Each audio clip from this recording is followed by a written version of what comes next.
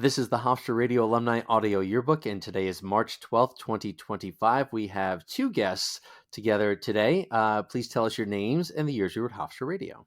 Yeah, so my name's Nick Faria. I was the sports director at Hofstra. Went there from 2015 to 2019. Was there pretty much all 4 years, and I was sports director from 2017 to 2019. And my name is Brittany McGowan-Faria. I was there from 2016 to 2020, held a couple of positions. I was, Alt Nation producer. I led the morning show, Newsline, was a producer and anchor for Newsline, and was program director of Talk in 2019. All right, awesome. Thank you both for joining us here. I think you've given away my next question a little bit, but I was going to ask you to tell those who don't know, what is your relationship now and why are you on this interview together today? Yeah, so we are obviously married. Got married, what was it, 2023? Yeah. 2023. We met actually at the station 2017 over the summer. When I was sports director, I obviously had to stay as a local student, even though I'm from Rhode Island. And I was asked to cover a Newsline show one day. And I was told then, oh, you're going to be in with this newcomer. Her name is Brittany. She's really talented. Work with her. She's going to be really great. And I walked in and, expecting myself to sort of go through the motions a little bit, just want to be on air, not really worried about writing and just covering certain things for people. And she was laughing about some of the stories. And I'll never forget some of the stories where she was just, busting a gut laughing as she's writing it. And it was just some really dry humor that I always appreciated. And the show went on really well. We ended up winning an Associated Press Award together as anchors a couple of years later. Not for that show. Not for that show. Dive into that a little bit. But we met there. We met that station on that day, and really it just kind of grew into a blossoming friendship for over a year. We really weren't really an item for a while. And contrary to popular belief, actually, it very just kind of like we were just kind of two peas in a pod. We just kind of liked being around each other, and it just grew from there. Yeah, and I'll expand a little bit more on that. So, like Nick said, he was already halfway through his tenure. I had just finished my freshman year, so I was also local. I'm from Long Island. I'm from Huntington, so I was able to bump up my goals at RHU a little bit faster, which was great for myself. So I started co-anchoring and co-producing Newsline just after my freshman year. So this, I think, was like a month into doing this. So, still relatively new. And I was laughing because I decided to take a little creative liberty with some of the headlines in the rundown. And thus on air, unfortunately, there's still a recording of this episode to this day. And actually one of our very good friends now was one of my bridesmaids, Madison Wright, who was actually personnel director in 2018. She was the eng on that episode. So she can vouch for this. I stumbled my words more than I'd ever stumbled before. Now, I don't know if it was just Nick being there or what, but it was embarrassing and it went over the air that I couldn't stop laughing. So not one of my proudest moments, but yes, ultimately we did go on to produce and anchor a large bucket of successful shows, one of which we did win a PCLI and an AP for. It was a snow day coverage, I think just about 6 months later. But yeah, as Nick said, we became very close in the months following that, and the summer helped because there were not many people on campus over the summer, as we know. And then by the fall, it just we just continued to get closer and closer because we realized we had a lot of similar interests. Our friend groups merged very easily, and then I think everyone else called the shots on us months before we long time saw before. I think my mom, actually, I gotta be honest, she was one of the first ones, and I'm like, you're out of your bird, like no way, like he's just a friend. And then I think a good 14 months after that first Newsline, we officially started dating. So but yeah, people called it way before we did it, even like before we noticed even ourselves. So we're not the best at realizing our surroundings. Well, if it's meant to be, it'll work out. in its due time. And I appreciate that you're sort of both backing each other up on details. And I'm curious, over the years, if we talk in 10 years, we'll see if the details of the story stay close, or if they begin to Mhm. split a little bit over time as memory changes over time. But that's awesome. I want to go back a little bit more in your individual station histories, and then we'll come back together here with the story you guys told. But Nick, if you don't mind going back to when you first joined the station, what was it that first brought you to the station? And then if you could paint a picture, what was it like? Do you remember who you met, what it looked like, what it smelled like, what was happening at the station? Yeah, so I guess I'll start. So when I was in high school, I had actually started a broadcasting club at my old high school in Rhode Island, and we got nationally accredited after just 1 year. So Yeah. I always knew I wanted to go into broadcasting. I thought originally it was about play by play, and I wanted to be the next Jim Nance. And I knew that in order to do that, I had a lot of raw ability, but what I really needed to be was sort of trained from the ground up.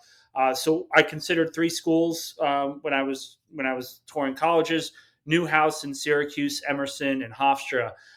Newhouse, I got accepted in, but the money didn't really work out. Emerson kind of wanted me as an athlete, didn't really want to do that. And the one thing that kind of drew me to Hofstra right from the very beginning was I wanted to be on air relatively quick. And they essentially told me, hey, second semester of your freshman year, you're going to be on air. And that's exactly what happened. So I was really drawn to that at the beginning. When I went to the training class, I was kind of, nervous. Here I was with my experience and my background, but I was with people that all were kind of in that same boat. Everyone had those experiences. Everyone wanted to be a broadcaster. So it was kind of overwhelming at the beginning. At one point, I even talked to my parents saying, I don't really know if I want to do this. Very clearly, I'm not the best here, and I don't know if I'm ever going to be. And everyone was just sort of like, hey, relax. You're just panicking. This is normal. And it'll end up working out. In that first year, I was on air, I think like twice. And I wasn't really happy about that. I wanted to do more. I wanted a bigger impact. And I remember Ed Ingles telling me during a workshop, hey, you've got a lot of talent. What you really should do is you should stay here if you're a non-local kid. Stay close to Long Island. And I kind of took that the wrong way because essentially what I did was I lived in, I think the final tally my first year over the summer when I stayed there was 10 homes, 4 couches, 3 floors, a couple of beds staying at a couple of friends' houses, and my car a bunch of times. Don't forget the music office. I would sleep in the music office. I would sleep in mixing. And I was caught many, many times. It got to a point where the security guard would walk in at like 1:00 in the morning.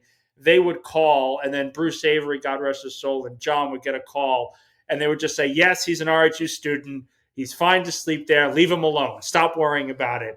And that actually progressed up until going into my senior year because I didn't really have a place to stay. I was on financial aid, so it wasn't like I was able to do a lot of things. And as sports director, you're not really able to find that top job where you can sort of stay on campus if you're a non-local kid. So just having the work ethic to do that, staying over the summer, I was involved in, I think, like 3 or 4 broadcasts a week. And then that's when I really saw, hey, there's an opening for sports director. Connor Giblin his term was going to end. Maybe I step in. I'm only going to be a sophomore, but if I do this for a couple of years, it'd look great on the resume. It's something I really want to do, and I'd like leading a group of people. And that first, I think, month or two after I told Connor I was running, he knew what I was good at and also knew where I struggled, and where I was struggling most was the tech side. So we stayed together for a good extra hours almost every single day, just going over it until I mastered everything. And then I was named sports director that sophomore year, ran it for 2 years. Wow. I was very proud of that, but it was that kind of thing of just knowing I wanted opportunities right away, and knowing that I'd be able to get those opportunities really drew me to Hofstra, and it was just something that kind of took off from there. Wow. What determination to do that. But I want to jump back for a second to a line that you said when Ed said you should stay over the summer, and you kind of took that the wrong way. What did that mean? So I kind of home hopped. I was kind of homeless for a good 3 months, Oh, okay. which was never the easiest thing. Like I said, I think the final tally that first year was 10 homes, 10 different places, 3 couches. And again, I go back and forth on the number, but it was a bunch of couches, studio floors, some beds, my car, and I'd be showering at the gym. I'd wake up at like 6 o'clock, shower at the gym, come back, eat a quick bite, go to work at the admissions office as a tour guide, then come back, at 2 o'clock to the radio station, see if I could help anywhere, broadcast some Ducks games, broadcast some lacrosse games, whatever it was, and just stood around the station. And that was kind of my calling card. I was always there, and it was just something that kind of grew. That radio station became my second home for a good 4 years of my life. Wow. Carrying on a proud tradition of basically literally living at the radio station. Yeah. It's been true over the decades, and it's a proud tradition indeed. If I could go back a little bit further, you mentioned in high school starting a broadcasting club and that you played sports. So I'm wondering a couple things. Did sports bring you to broadcasting or vice versa? And what was involved in getting that broadcasting club started? Yeah, so when I was 7 years old, really, I fell in love with Madden, and The video game. the video game. Yeah. And this is always a funny thing because I found myself even then, I would mute the television and I'd be calling the game myself, like as I was playing the video game, psychotic as I am. But then it turned into my dad even was like, wow, he actually sounds like he's having fun. He's playing video games. He's talking about the game. And he kind of sort of nudged me in the way of maybe you could be a broadcaster. And I would do some PA work for local baseball and everything. And when I went to high school, I really wanted to start calling games and getting some experience in. But I was a lacrosse player. I was at wrestling. I was doing football. And I really wanted to get sort of in charge of that. And my sophomore year of high school, I sort of went to my dean, who was actually a family friend. And I'm like, listen, I really want to start a broadcasting club. I don't know how many people are interested, but I know what I want to do, and I want to be able to do this right. And by the end of the year, we had gotten it started. We had started some broadcasts. We've made an official club at the beginning of the year in 2014. And by spring of 2015, spring of 2014. I'm a year early. So started in 2013. Spring of 2014, we had become a nationally accredited organization by the NFHS, and it really took off from there. I was calling 300 total games a year at that point, just getting experience here and there, working with younger kids to try and develop. And that club is actually still around today. They are still rolling through it. They're still calling games. It's a big part of my legacy that I'm pretty proud of. Because my brother actually took it over immediately after I graduated. I needed someone to trust to sort of follow my legacy through that. And it was just something that's continued at LaSalle. And it's something I'm definitely still very proud of.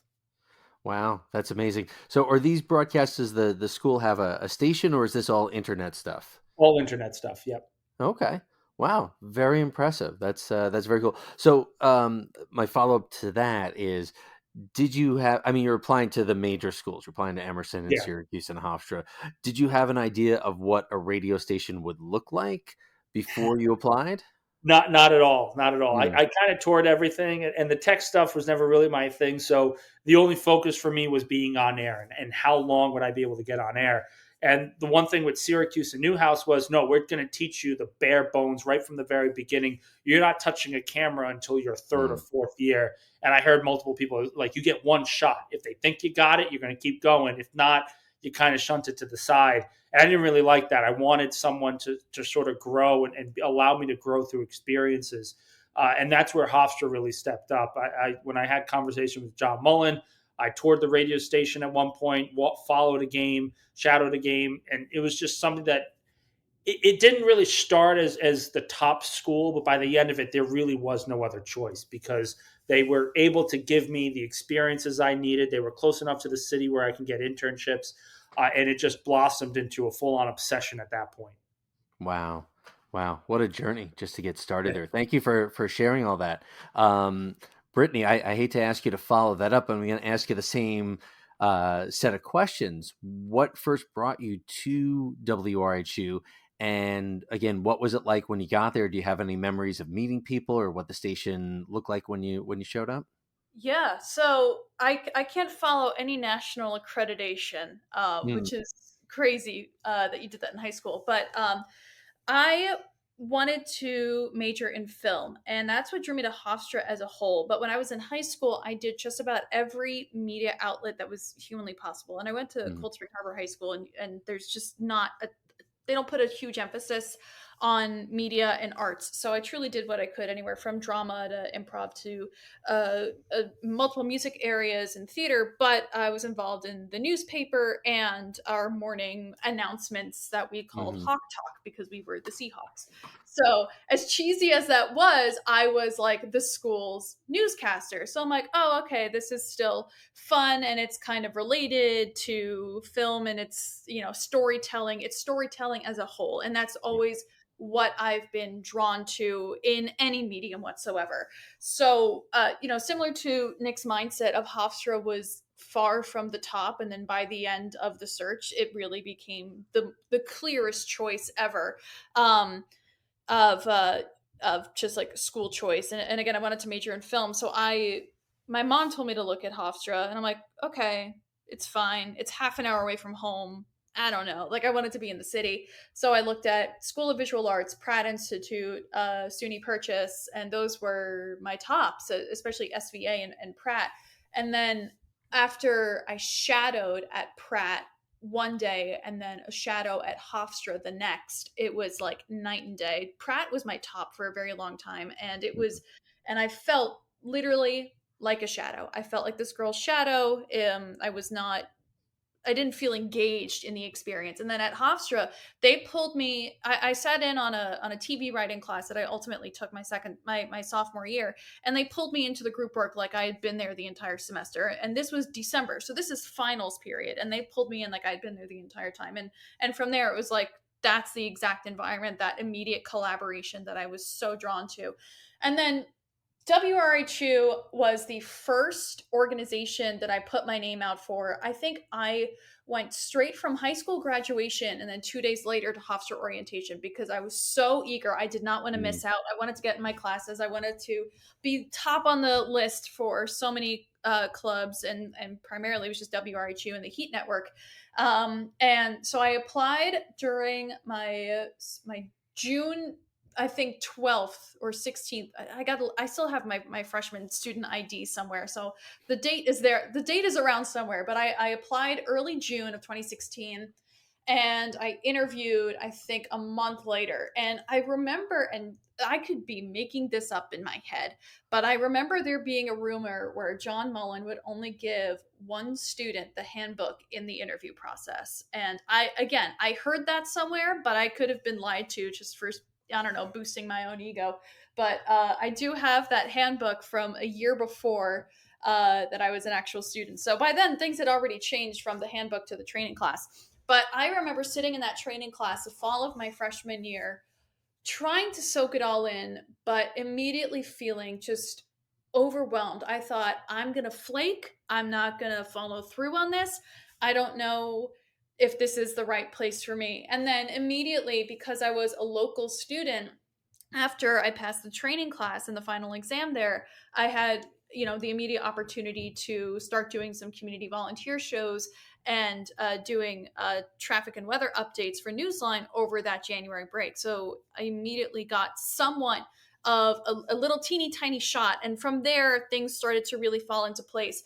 By February, there was an opening in the music department for an alt nation producer, and that was the music that I was so drawn to. So I tossed my name in the ring there, and that was my first opportunity at some creative liberties behind the board and leading a little bit with a couple of people, and it was just so much fun. I think my only perception of a college radio station at that point had been the Pitch Perfect movie, which is Uh-huh. not a good representation of WRIQ at all because they're so evolved and so advanced. It's crazy. But that was my only perception, was just like music nerds in a musty office and just having fun with it.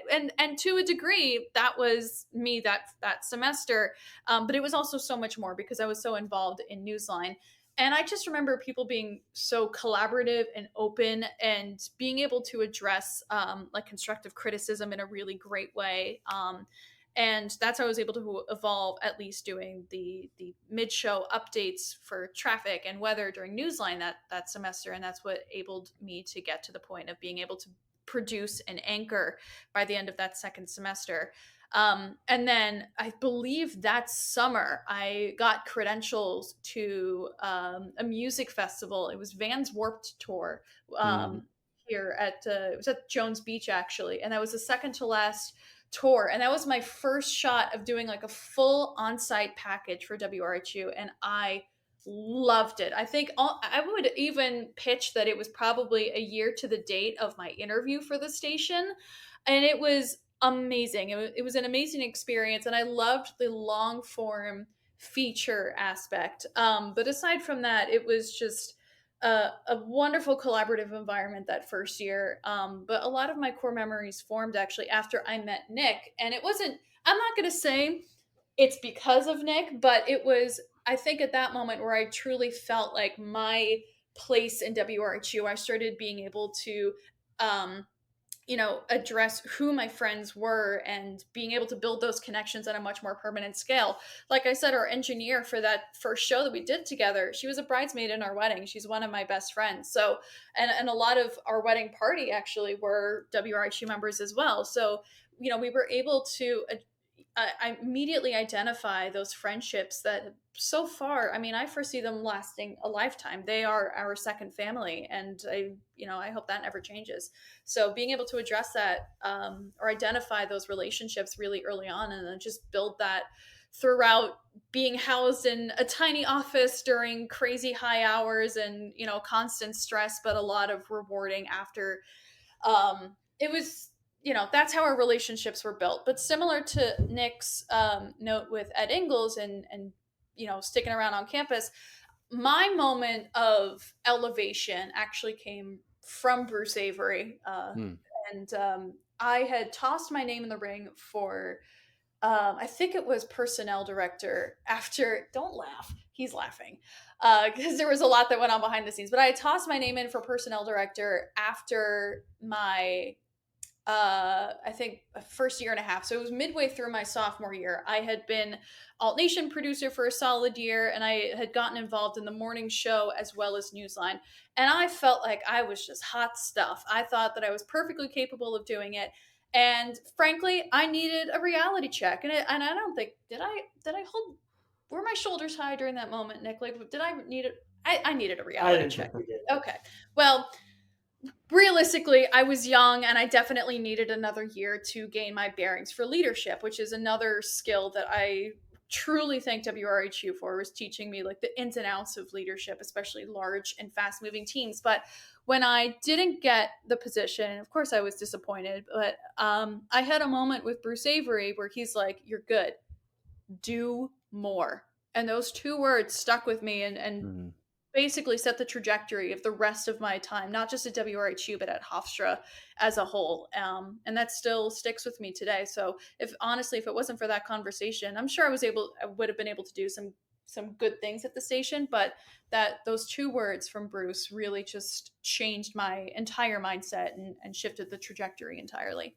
Yeah. Wow. I love to hear you say that. And I can literally hear Bruce saying that. But I know that in my time when Jeff Krause was the general manager, his advice was always learn as much as you can about the station, learn about all the details. And I know people before me that worked with Jeff and a lot of people that worked with Bruce and with John, a similar thing is get as involved as you possibly can. And that's great. But I want to jump back for a second, because a couple things that you said earlier. The high school morning announcements is sort of like a gateway drug to Hofstra Radio. So many people got their start doing things like that. And I wonder if you don't mind talking a little bit more about that and other things that you did in high school. You had these ideas of being involved, and then also if you could connect that with that shadow visit where they pulled you into, I think you said it was a TV class, and how the university, and it's not just the radio station, but the communication school and so forth, how they really encourage that sort of participation. Can you make a connection between what you wanted to do in high school and what Hofstra gave you an opportunity to do? 100%. So like I said, my high school did not put the emphasis was on athletics, Uh-huh. as I think a lot of high schools on Long Island do. So, but I had grown up with a true deep passion and interest and love for performing. I started playing piano when I was 5 or 6 years old.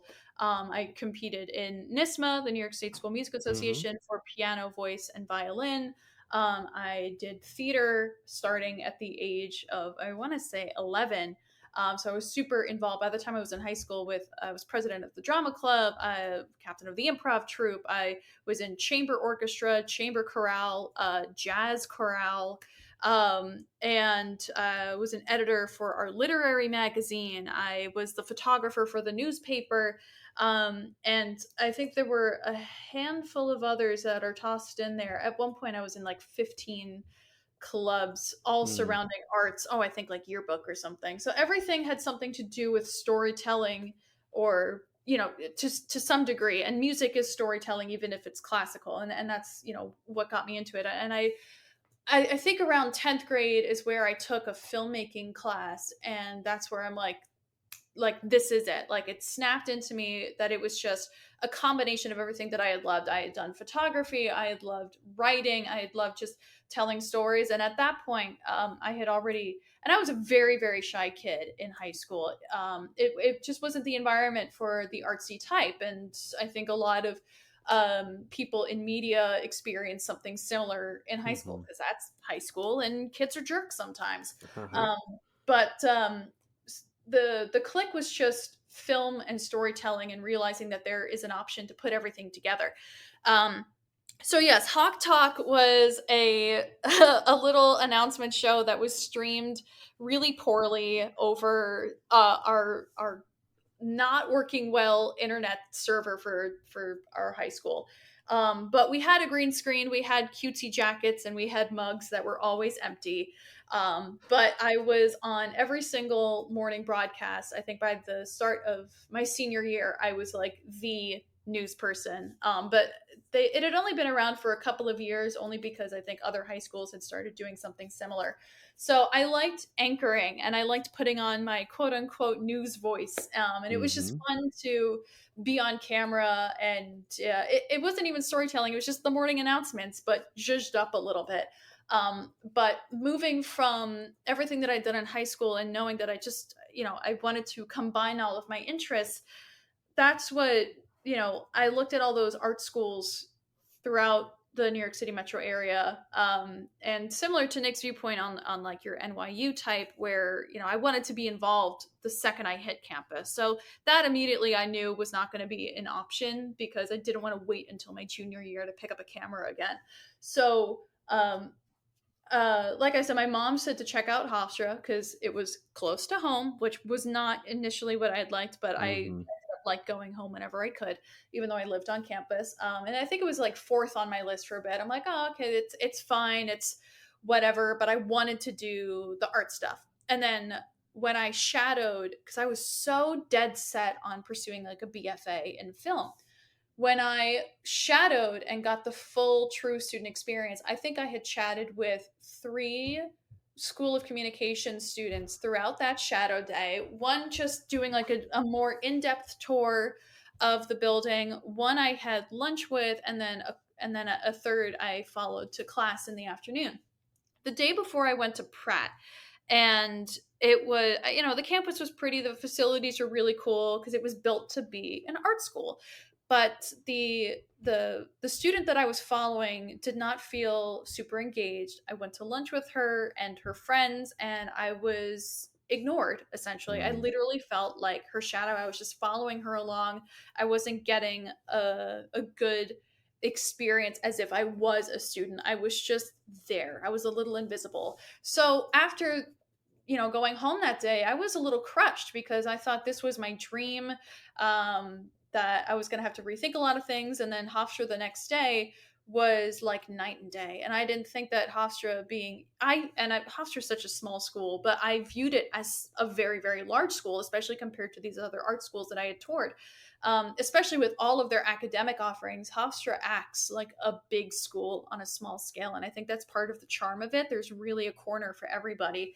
But I spoke to those 3 different students. One talked to me about the Hofstra in LA program, which I ultimately ended up on my junior year, which was tremendous. The person I had lunch with was I think she was a journalism major. And then I had class, it was a TV writing class, because ultimately midway through my freshman year, I realized that TV was an option as well. So I changed my major from a BA in film studies and production to a BS in video, television, and film, because I wanted more of that technical aspect. I wanted it to be a little bit more concentrated and less liberal arts. So I was in the School of Communication basically 24/7, not just WRHU, just living in the building there overnight. I was very involved in the Heat Network. But that immediate first shadow class brought that sense of collaboration that I think I had been, and genuine, kind spirited collaboration that wasn't forced as a result of all the art kids in high school get shoved in the same corner. It was genuine. These people were cool, they were confident, they were working on really interesting things, and I'm like, that's maybe not necessarily what I was looking for initially, but what I definitely think that I needed, especially in hindsight. So I don't think I committed to Hofstra until like 2 months later, because that kind of spiraled a little bit of a crisis of what I wanted and what I now wanted and what I thought I wanted. And then, even going into the first admitted students day to orientation, and then coming onto campus in fall 2016 as a freshman, it was just the same mindset over and over, is that immediate collaboration. And that's something that Hofstra does tremendously well. I think university wide, but particularly in the School of Communication. And I work there now. I'm Hofstra's social media manager. I did take a break. I was in entertainment in the city for 3 years post grad, and then somehow made my way back. And I'm still seeing that now. These students are, it's very cyclical watching this now from like an external point of view, seeing these students doing the same things that we did just, a handful of years ago, and having those same or similar experiences, and especially elevated, because these programs have evolved tremendously, even in the few years that, we haven't been there anymore. But it's the same sense of collaboration and camaraderie, and it's very genuine and kind spirited, and they hold such a beautiful network within each other. And that's something that I've seen in post grads and alumni as well, is that I think many schools say that they have a very large alumni network, which can be true, but very few, I think, are like Hofstra's, in which we are genuinely willing to help each other out. And I think that really starts in the School of Communication. Yeah, I see such connections in some of these interviews, especially among grads of the last 10 to 15 years, but also people like Todd Ant and Mark Ernay and Mike Kluger that really go out of their way to connect people. And these are amazing stories of getting started there. Nick, if you don't mind, I don't know what you might recall about the training class and meeting. You alluded a little bit to Bruce and to John and to Ed, but what were your first impressions, and what did you get out of that training class? Well, the training class for me kind of set me into a spiral at the beginning, because I didn't think I was good enough at one point, because they were kind of just breaking down everything. And there were, I think it was like 50 kids there. And, you have your experiences beforehand. I had my experiences beforehand, but I didn't know if that was going to be good enough, because I was going to be competing with, 5 to 10 others that wanted to be in the sports department. And at one point, I'll always remember this, immediately after that first sort of semester as freshmen, there was a core 4 in the sports department higher ups, and I wasn't part of them. There were a few kids that were interested in it, that were doing a lot of work, that were tech, they were on there. All of it was strong, and they were really, really talented, but I wasn't a part of it. I didn't really find the right fit, and that's where staying over the summer kind of shifted things and changed everything. So that training class, to me, it's not so much that it's a blur. The only thing I do remember, though, is just saying, wow, there are a lot of people here. I'm going to have to be competing with a lot of them, and I'm going to have to stand out in certain ways. First 4 months certainly weren't like that, but then everything changed over the summer. Wow. Do you remember getting on the air the first time? And I guess along those lines, do you remember calling your first game? Do you remember what it was? I do. It was a women's lacrosse game with Kyle Kandetsky. I'll always remember that too, because I was prepared. Everything was good. And after the game, I'm looking through the stat sheets, and they were pretty much all compliments. I had good tone. I had good patience. Everything worked out pretty well on that end. And I think it was like a month later, I did a Long Island Ducks game with Connor Giblin, who I mentioned before. And the personnel director who was engineering the game didn't really realize what I was like on air. And she was even surprised. So for me, just getting on air was always the end goal, because I knew that my technical skills weren't always the greatest. They still aren't, even after. But if I can just get the foot in the door to show that I can be on air and be a talent, then I think people will start to sort of recognize that and give me more opportunities. And that's exactly what happened. Wow. Nick, you mentioned a couple of names there, Connor, and some advice that Ed had given you. But who else was around in your early days as you're getting started that maybe gave you good advice, or that you were listening to, or just getting some time with at the station? Yeah, Giblin was probably the big one, because I had to work with him the most. It's difficult because everyone's on their own journey at that time when they're on the sports department, because they want to do on sites, they want to have this, they want to have that. Being a small kid from Rhode Island was always kind of an overpowering thing for me as well, trying to make sure and fit in with people that have lived on Long Island all their lives. But Giblin was probably the biggest resource for me, especially over the summer, because he was the one that sort of took the time to go through the technology and go through everything. I think Pete Silverman, Ed Ingles at the time was obviously the professional in residence, but he was more sort of leaning towards retirement at that point anyway. Pete Silverman was probably the one guy that I was gravitating to outside of Connor the most, because he's a Rhode Island guy.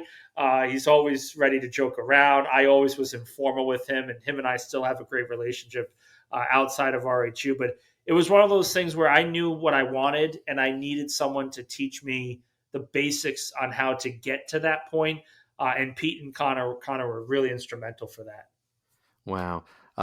That's great to have such good guidance there. You mentioned doing the on-air stuff and figuring things out. I mean, is there a moment at any point in your career, or when you were getting started, where you sort of found the right groove, or found the right situation, thought, oh, I'm really good at this? Was there a light bulb moment, or is it just gradual work and getting used to and building up your skills? It was gradual, but I will say, so I'll never forget the one week where I had stayed. I was sleeping in the mixing site floor from Thursday until Saturday, and I called a Cosmos game on Thursday. Would come back to the station after a trip to Half Apps, and then I called a Ducks game on Friday, and I think it was some other sport on Saturday as well. And it was just back to back to back, and we were doing a bunch of different shows. And then I was helping for a graduation ceremony as well. And it was that sort of week where I realized, hey, I'm pretty good at this. I know what I'm doing. I can figure this stuff out. And it just sort of blossomed from there. And I'll actually never forget, we were doing sort of this pre-show before the graduation ceremony, and my sleeping bag, my clothes were all mixing side in the corner. And one of my classmates, Gabe Salzman, was sitting there in engineering, and Connor walked in and he saw my suitcase. He saw everything. He's like, why is he still sleeping here? He'll just, he can crash on my couch. All he had to do was ask. And it was that kind of thing, just coming out of my shell a little bit and asking for more help. That sort of just opened more avenues for me along the way. Wow. And I don't mean to make light of it, but I love the detail that which floor you were sleeping on, and which places you were going between. I mean, it's what a journey to get used to that, and it's still fresh in the memory. At one point, when I was still Alt Nation producer towards the end of that, because I did that for, I think, 2 years, and Nick was still sleeping in various locations. One of the old couches that should be in the hallway was in like the back corner of the music office behind a shelf. I don't know how he got it in there. But Bruce blamed it on the music department, so it was up to me solo to get that couch out of there. Thank you, Nick. Whoops. So yeah, there was a a little configuration of the actual living setup. That was also like 2 years after, so I'd already gotten accustomed to it. So I wasn't sleeping on floors anymore. What I would do is I would strategically move the couches into particular rooms. That way I wouldn't have like sleeping bag floor. I get sleeping bag couch, and that would help a little bit on the sleeping side. And then Nick would just conveniently forget to put the furniture back where it belonged. Yeah, that tended to happen. Got it. I won't ask the follow-up question about how you're moving all this furniture and doing these things. It's probably best left unsaid, but you figured things out, and that's impressive. Thank you for sharing all that. Brittany, I'm going to ask you the same sort of questions. Like, do you remember much about your training class? Do you remember getting to know any of the staff or any of the people that were in the class with you? I remember being overwhelmed by the amount of options. I remember sitting there thinking that maybe I wasn't good enough, that I wasn't sure what I wanted to do. Ultimately we all end up doing a little bit of everything at the station. But I felt like I had to do everything or nothing at all. And when you're a first semester freshman, you're already feeling that from a lot of different areas. And I'm glad that, you get over it eventually. But that was my first impression was, wow, this place is amazing. I don't deserve to be here. And I think everyone has that moment when they first start, and anywhere, that can last. Those moments last like throughout adulthood as well. But we were all selected to be there for a reason. But my training class, I'm trying to remember who was Kenny. No, yeah. So, a lot of our current friends now, Kenny Conrad, who was station manager when I was PD of Talk, he was in my training class. Jenny Goldstein Bermudez, who actually, I think she just had a baby this past year. She was news director when I was PD, and we were in the training class together. So my fall 2016 training class actually had a lot of staff members that rose to EB and AB positions, which was really great, so that we all kind of grew together. But as far as do you remember who was personnel when I started? Steph Ruscio. Steph was 2017. So then it was it was after. Diana. So, all right. So Diana Albanese was personnel for my training class. It was Bernie Denler, who was station manager in my training class then. And then it had gone to Steph Ruscio, right. So I was already a full-time staff member then. And as far as, asking for help has never been my strong suit. And he's laughing. It still isn't. But I'm working on it. I'm better at it now than I was. Stop laughing. So a lot of things I would try to figure out, and it wouldn't go well, and then I would get embarrassed and wait until the last minute, which unfortunately is still a habit, and I'm willing to admit that. But I was afraid to ask for help primarily for the people in those higher up positions, because I looked up to them so much that I didn't want to disappoint them, even though I knew that at the end of the day I was probably doing myself a disservice from not asking people more qualified. But I did, part of that growing with other people from my training class is that, we all kind of learned together. And I remember relying on, some people. I'm not the best technical person.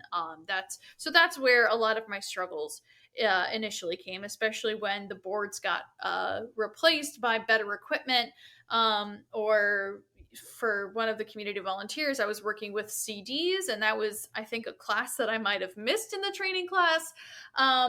So there were some technical aspects that I relied on. I know people that I had been in the training class with, Kenny being one of them, because he was also in sports and Isles producer, so way better at tech than I could have ever been. But ultimately, you learn by doing, especially as PD. I was really in depth with was it Zeta and G Selector, I think was the other one. It was G Selector. It was G Selector and Zeta. So that's what I was fully integrated with, and I was quite good at that. And that was the only thing that I truly ever mastered, aside from the basics of the board. I think we just really relied on each other a lot, which was great. Yeah. Do you remember getting on the air the first time? Oh, I remember being behind the bored the first time, and it was for one of the Italian shows that I forget which one it was.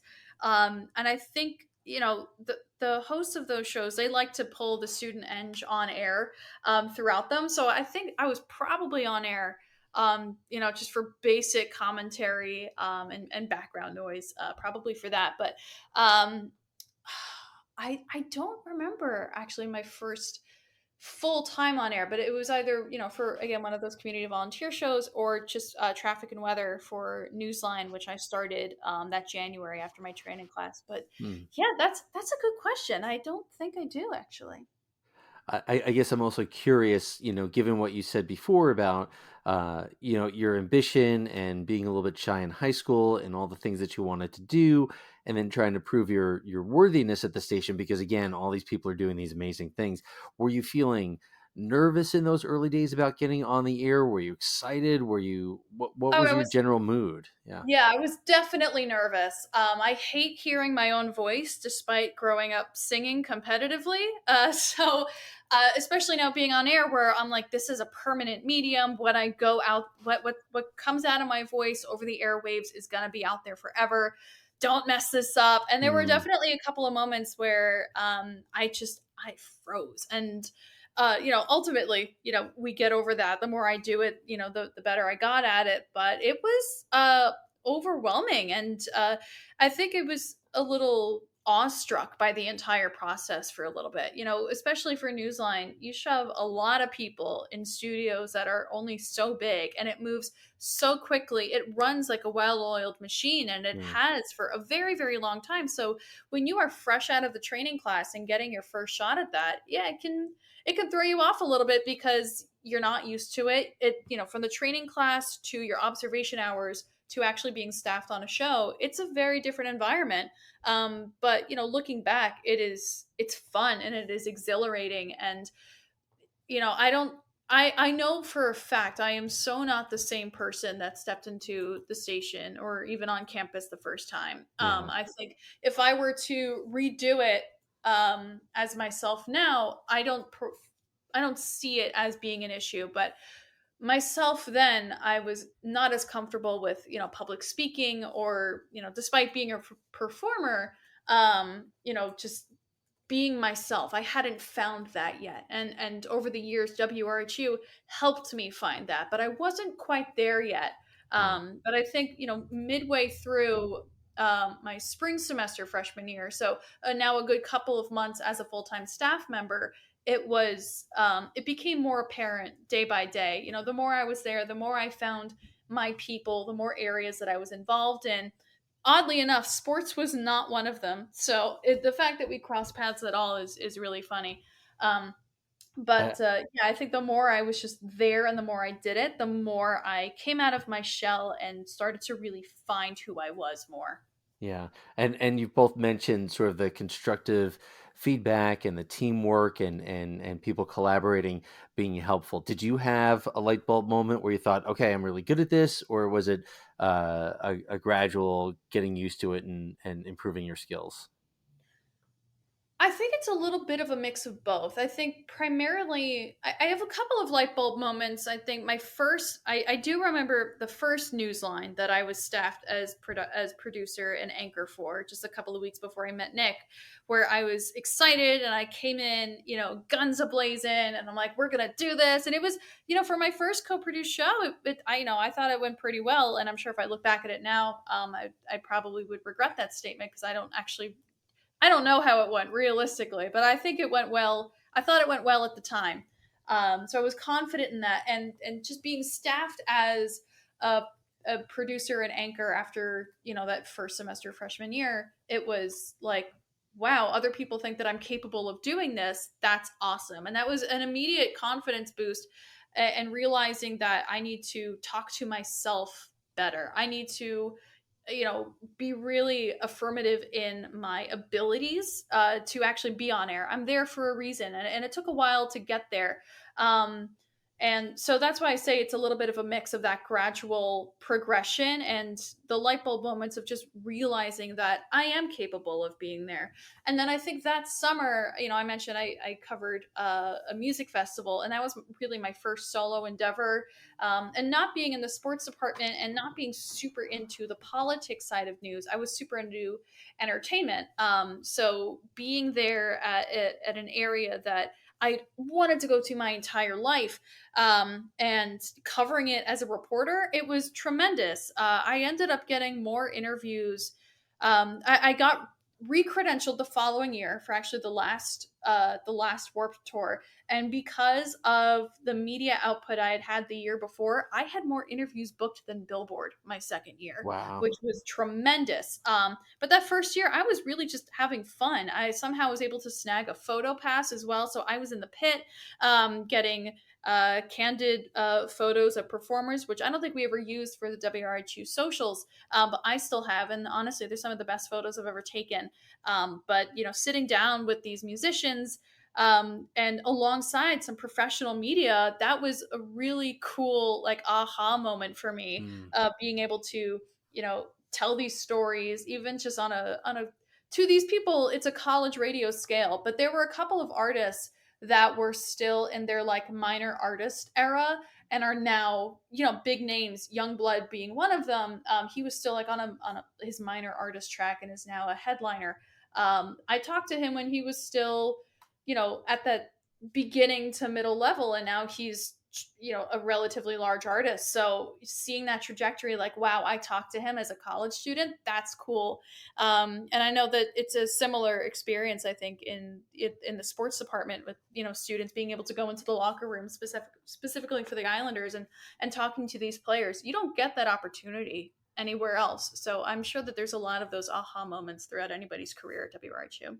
Mm. Um, as a former airwave producer and program director and music nerd, I'm going to put you on the spot a little bit, given that you were Mm-hmm. a producer of Alt Nation for a couple of years. Are there bands or songs or artists that stand out from you from that time that you were super enthused about or were really pushing hard? I was, and still am, a big Fall Out Boy fan. So there was an album, Mania, that had come out in 2018, which is not one of their better albums. I don't think it charted for the most part, but I was a big fan of that. So I remember putting that in. And I remember backdating the music library a little bit. My parents, my music taste is very much there, specifically my father. I grew up listening to Depeche Mode, which is considered, alternative to a degree. 80s new wave is alternative. So I Mm-hmm. expanded a little bit of the historical basis of the genre as well.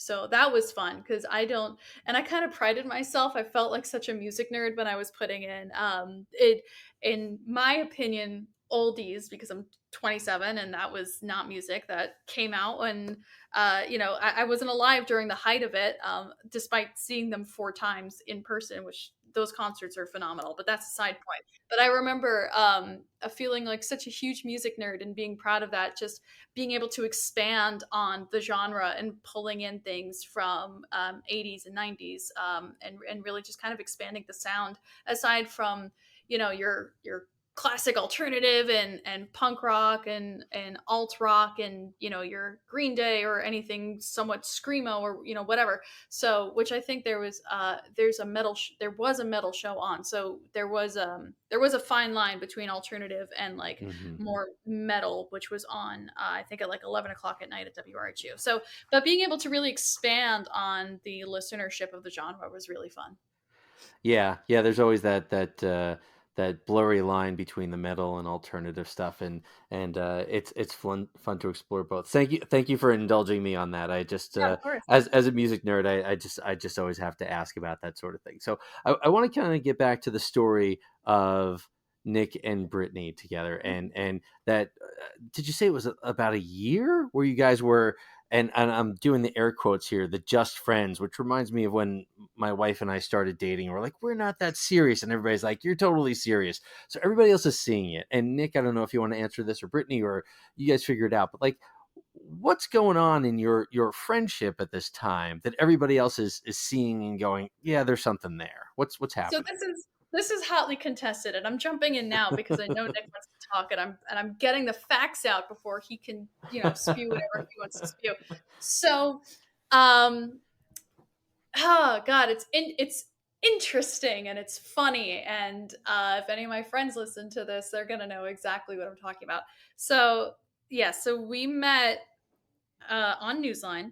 And then that summer, we just started working together a lot more because the person that Nick had covered for was out a lot more frequently. So that was actually the start of many news lines that um, we had done together that summer. So that by that fall, we were already well acquainted with working with each other. So we were actually, I think, coworkers before we were friends.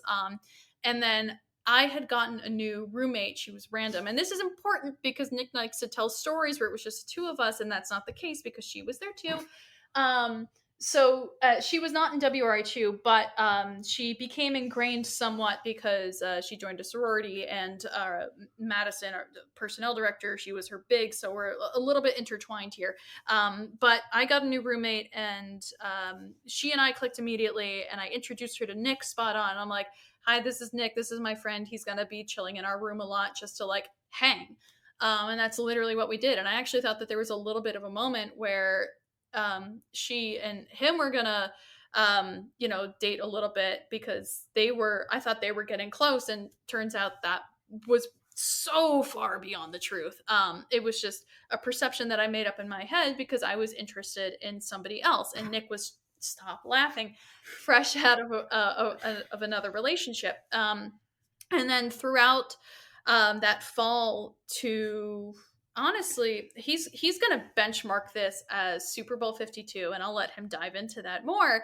But throughout that fall 2017 to about that, Super Bowl 52, we became a lot more close as friends. And strictly friends. I had never had a friendship so like quite so genuine that especially not in a long time, where I was truly able to just like be myself and not really care what the other person was thinking, because it's Nick, and Nick he doesn't judge anybody. So I felt just comfortable and confident, and you were just, we were, I think by that January, more or less tied at the hip. And I think there was a moment where my mom had said, "You're dating Nick more than you're dating this other guy who I was interested in." I'm like, "You're crazy. That's not what's going on." And apparently that same narrative, I think the entire station was thinking. And if I need to see anything, then someone needs to throw a brick at my face because I'm not going to see it coming. So I was completely oblivious. I think Nick was slightly more. Okay, for the record, I did not have feelings. Nick did, and I didn't notice that, and he held it really well, and I pursued someone else that did not last. And then it all came out into the open the summer of 2018, and then it just kind of happened, and we said, yeah, let's do this. And he wants to jump in. Yeah, after we worked together on Newsline, I had gone through a pretty difficult mental hurdle, I would say, for a good 5-6 months. My mental health had just deteriorated. I lost a lot of my friends. It just wasn't a good time for me specifically. I was going through a breakup. I was going through a lot of different things, and sort of the pressures of sports director on top of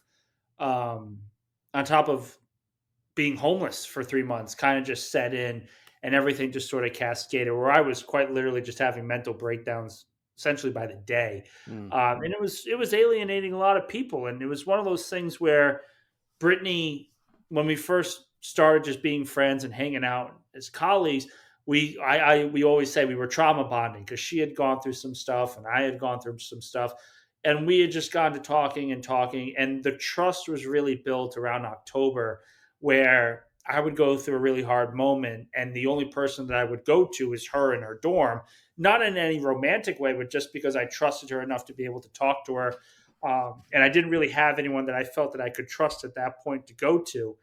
And really, it sort of changed.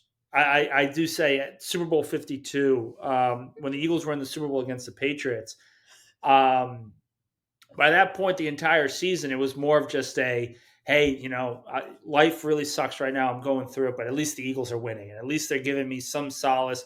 They're making me happy for a day before I go back into the struggles that I was dealing with. And this is important because Nick is like the biggest Philadelphia Eagles fan you're ever going to meet in your life, despite him being from Rhode Island. And really, that's another conversation that I'm still good.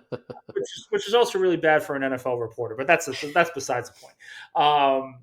But that day, I continuously say, is a demarcation point in my life, because watching them beat Brady, watching them win in the Super Bowl, kind of changed my outlook on things, kind of changed how I handle things. I was a lot less stressed, a lot less worried. And I didn't really, so I'm very loud when I watch games, and I watch the Eagles specifically. Yeah. And I'm not violent in any way, but it's when you're yelling and screaming as loud as I am, it kind of scares some people. So I essentially knew that game was going to be a crapshoot. So I invited Brittany. And the only reason why I invited to watch at the radio station was because I needed someone there in case I had a heart attack to call the ambulance. And that was essentially the only reason why I asked you to be there. And I misconstrued the invitation. I thought we were going to a watch party. Yeah, there was no watch party. And my roommate was there, and that's where Nick likes to say it was just me in the room, where that wasn't the case. Jordan was there too. But at the end of the game, as I am quite literally sobbing uncontrollably and unattractively, I might add. I think it was like a day later, I went to Brittany. I'm like, hey, do you still want to be my friend? I know that was kind of intense. And she was just like, yeah, why wouldn't I be? I'm glad you're happy. I'm glad they won, because you're clearly over the moon about it. And that was kind of the point for me where I was like, okay, this is not just, a good friend, to trust. This is someone who's my best friend easily, who understands who I am, understands the struggles that I've had, and understands who I am as a person, and accepts that, because that really seemed to be a problem for me during that time. And it kind of just blossomed from there. Where you were, I was, and vice versa. Yeah, where we were just attached to them, and again, strictly platonic. It was never a romantic thing up until, I think, Banquet, when you had a moment when the realization of, oh crap, I actually have feelings for this person, really started. And then it was like a good 2-3 months after when the ball really started rolling on her end. But it was kind of that point. But it took a while. I know a lot of people thought that was going to be endgame, and we were kind of pushing our feelings down. But it didn't really sit up until that Banquet. What was it, the 59th anniversary or something? It was the year before the 60th. Right. Yeah. So yeah. But again, that was just on you. But someone clocked it immediately for you. So I'm oblivious. I'm completely oblivious, not just to him, but to everything and any. Like, I'm really bad at recognizing my surroundings, and I've always been that way. But Nick is like, he's honest. You're just as bad, honestly. But he's so obvious with his intentions and his facial expressions. Like, you're not good at hiding anything, which I actually quite appreciate. But the fact that he's so obvious about it, and I did not pick up on a single thing, and everyone else caught it. I need to make that perfectly clear, because I think everyone thought that something was going on well before it actually was. It was 100% was not. Yeah. In a good way, but I know that there was probably some chatter, and there definitely was. It wasn't true.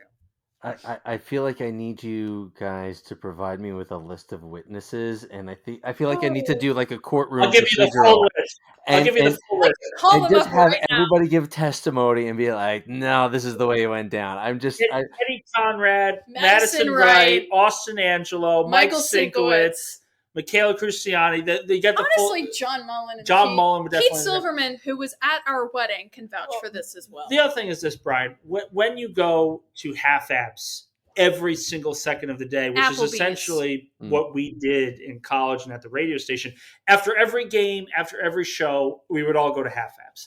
And we would essentially talk about quite literally everything from potential relationships to friendships to I hate this person, I hate that person. And this is where I wasn't really part of a lot of those conversations because I wasn't in sports. I didn't come with them after Islanders. I think that was probably our only moment of separation in any point of our friendship. That was really it. Yeah.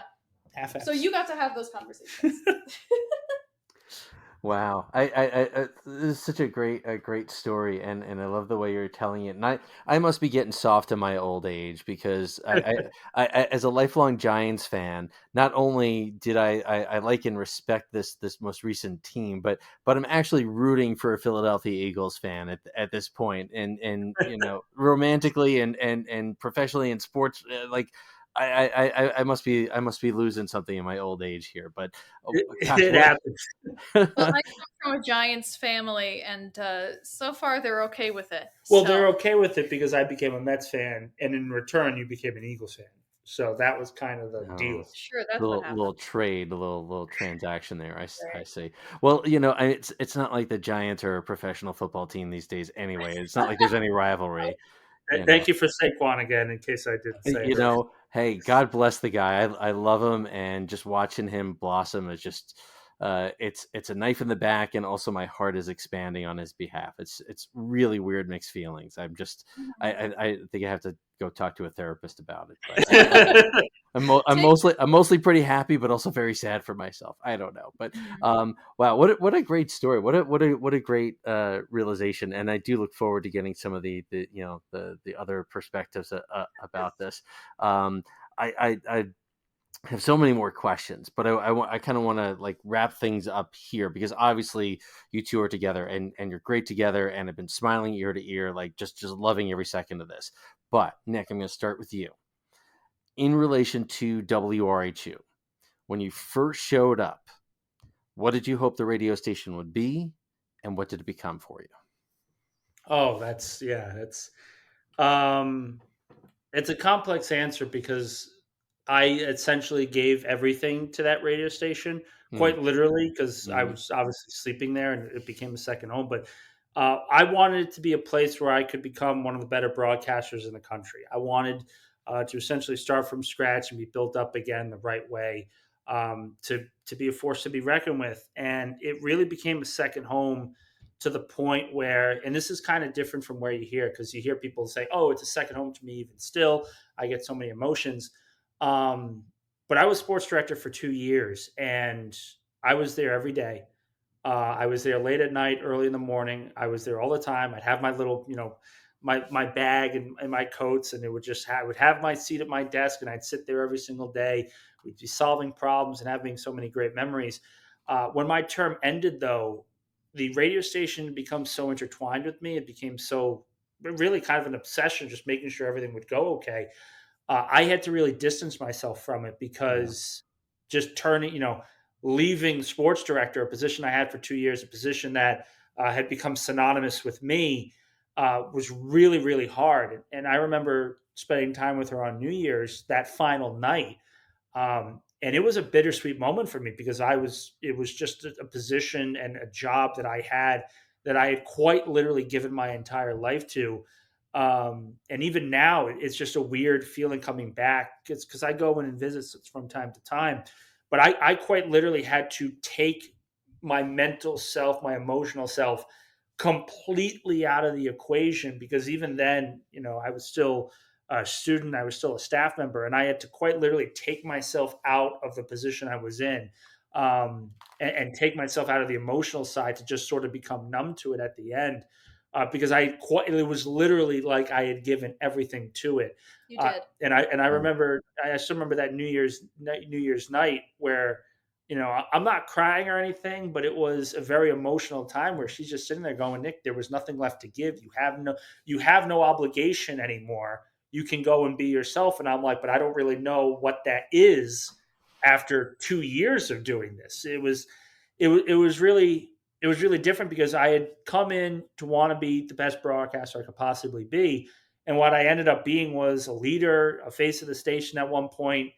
And even to this day, it's sort of numb. I kind of like forced all emotion down to allow myself to move forward past what I was at RHU, past what I want it to be. And it's kind of strange. It's not really an answer people give and people hear, but it was one of those things where, with all the emotion I had into the place, I needed to separate myself to be able to get to that next point out in the professional world. Yeah, yeah. I'm nodding my head in recognition of my own self and so many people I've spoken to who really invested every ounce, for a number of years, and just it's traumatic walking away from something you've so heavily invested in, and I think that's the it's best word to describe it. Yeah, because yeah, even now, it's like I tell these stories, and it's not like it's hard to tell these stories, but it's more of just I can't talk about it too much because I'm going to get reinvested again, and I'm yeah. just going to fall right back down the rabbit hole. Mm, mm. I, I, I'm with you, brother. I get it. I get it. Wow. Thank you for sharing all that. Yeah, definitely. That's amazing. And Brittany, same. When you walked in and got started there, you talked about all the options and the excitement in your early days. What did you hope WRHU would be, and what did it become for you? Oh, I think initially I just wanted to be a part of it. Mm, I just wanted to be a part of something great. I just wanted to have just like a little bit of input. I just wanted to have fun. I didn't really know exactly what I wanted to get out of it, and that took time. I think the more, the longer I was there, the more I realized what opportunities the station could have brought for me. And I think I changed, an ideal career path in my head, like, every other semester. When I was running the morning show, I'm like, oh, maybe I could, go into like, your classic news morning show after college. And, the more I did it, I'm like, maybe news I don't want to do, or entertainment, or whatever it was.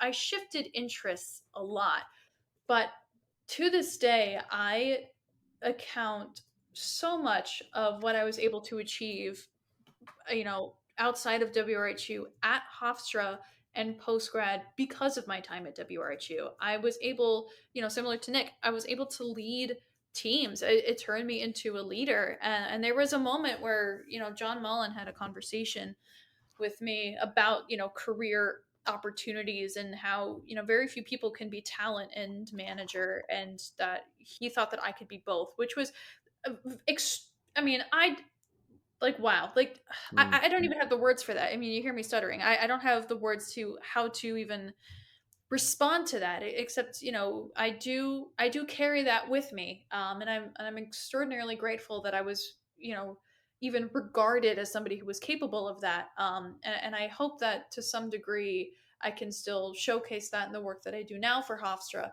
But being able to lead people and understanding what that meant, not just in the back end operations of the station, but in the content itself, and how a healthy team, a happy team can produce really exceptional content, and how your work environment directly impacts the work that you're putting out. mm, So learning that, because there's if there was one thing that WRHU was never short of, it was a learning experience, in both good and bad ways, because nothing is ever bad. Everything is always a learning experience. Just it always depends on the people that we surround ourselves with. But I do immediately credit WRHU for my first job out of college, because um, I wanted to be personnel director. Oh, that's what it was. When I put my name in for EB the first time, I wanted to be music director, and that's when I didn't get it. But mm, by my second time, when I put my name in for EB, I wanted to be personnel.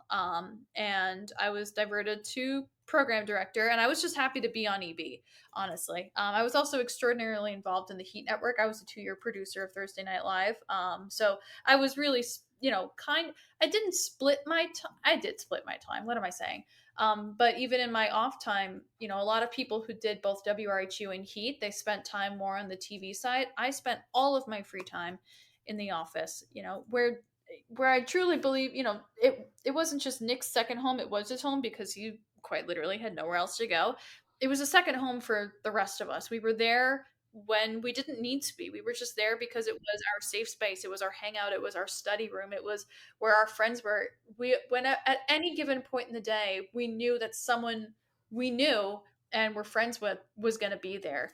So what I wanted was to just be a part of it, and then that evolved to I want to be one of the leaders of the station, and that I recognized, I think, when I had first gotten my shot at Newsline of, I'm capable of being behind the microphone, but I'm also capable of being able to produce the shows and lead a team to create something phenomenal. And I've been able to carry that with me. So it came down to, again, just evolving into an effective leader and just putting out some really great stuff. I did a couple of fun packages in my time, one of which I won a Gracie for a women's surfing competition out in Montauk. And I did a package on the Loch Ness Monster when I went to Scotland with my family. So I turned that into like a reporting opportunity. So just being able to also just take ownership over my work and just refine my skills on any medium of just storytelling was just a huge opportunity for me on any scale. But anyway, going back to it, I do accredit WRHU to my, I mean, a good chunk of my life. I mean, it's, we're married because of, we met at WRHU. I credit it to successes past college. I say my first job because I was program director, and my first job out of college was a programming role. I graduated in 2020, so production jobs and studio opportunities were pretty much flat because it was COVID. So John Mullen, also, we had a conversation where he kind of leveled with me of, yes, you can do both, but you might find more immediate success down this way. So, whereas I wanted to be personnel, I truly appreciate being a program director of talk instead, because of the opportunities that ultimately I needed that role for.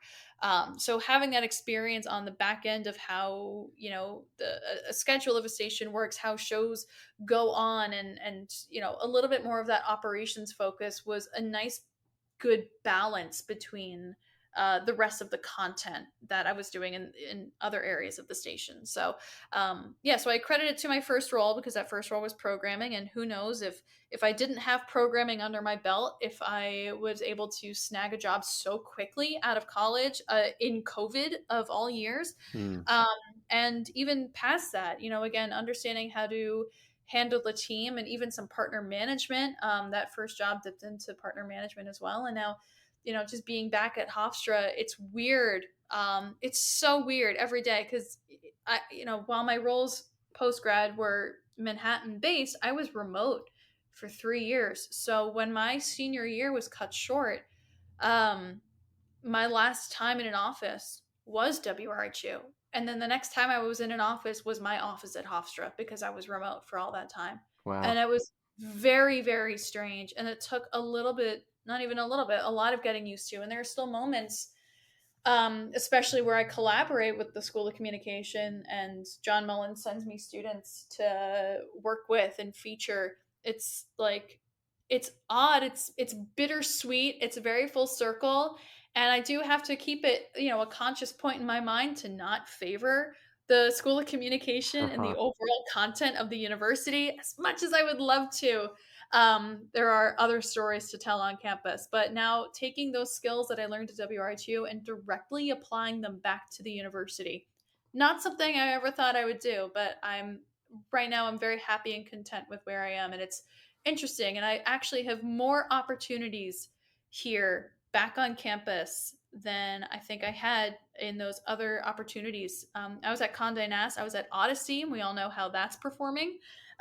So now being back at Hofstra and diving into the marketing realm and expanding that, it's very full circle. It's very bittersweet, but it's also very rewarding at the same time. And I think it's just a funny side note that awards that I've won, and I just won my first marketing award for a campaign that I did for the university back in the fall. Every award that I've won has Hofstra on it.